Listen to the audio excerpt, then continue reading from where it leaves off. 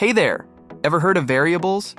Well, they're like little containers where you can store your data, kind of like a jar with a label on it. Today, I'm going to show you how to use them to store text, numbers, and more. Ready? Let's go. So what's a variable? In Java, a variable is a container for storing data values. There are different types of variables depending on what kind of data you're working with. For example, a string stores text, an int holds whole numbers, and a float stores decimals. A char stores single characters, and a Boolean stores either true or false. Let's look at some examples. Here's how you declare a variable. First, you have to tell Java what type of variable it is. Let's create a string variable named name and assign it the value John. This will print John on the screen. Now, let's do the same with a number. This time, we'll create an integer variable called mynum and set it to 15. What if you want to change the value? Easy, just reassign it. If mynum starts at 15, we can update it to 20 like this. But what if you don't want your variable to change? You can make it final, which makes it unchangeable, like locking your jar lid. Let's say you want to display a message along with your variable. You can combine text and variables using the plus sign, like this. You can also add two variables together. For example, we can combine first name and last name to create a full name. Want to declare multiple variables of the same type at once? Easy. Instead of writing them one by one, you can separate them with commas. You can even assign the same value to multiple variables in one line.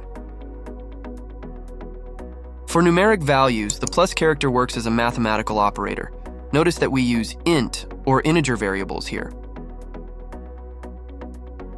Now let's talk about identifiers. Identifiers are unique names that you give your variables. These names can be short, like x and y, or more descriptive, like age or total volume. It's a good idea to use descriptive names for your variables.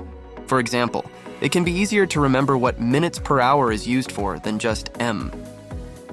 Here are the rules for naming variables in Java. First, names can contain letters, digits, underscores, and dollar signs. But the name should always begin with a lowercase letter. It is technically possible to start names with uppercase letters, a dollar sign, or an underscore.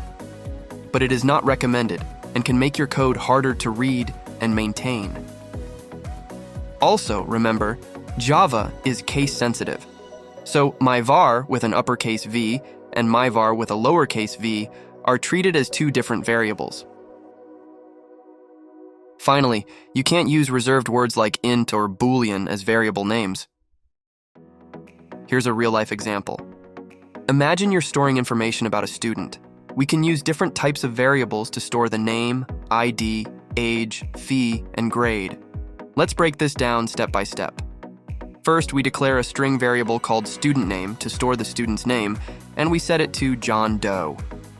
Next, we declare an integer variable student ID to store the student's ID, which is 15. We also store the student's age in another integer variable, student age, and set it to 23.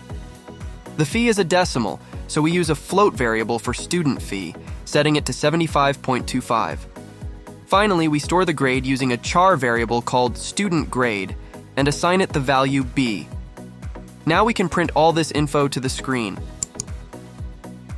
And if you ever need to calculate something like the area of a rectangle, you can store the length and width in variables and multiply them, step by step.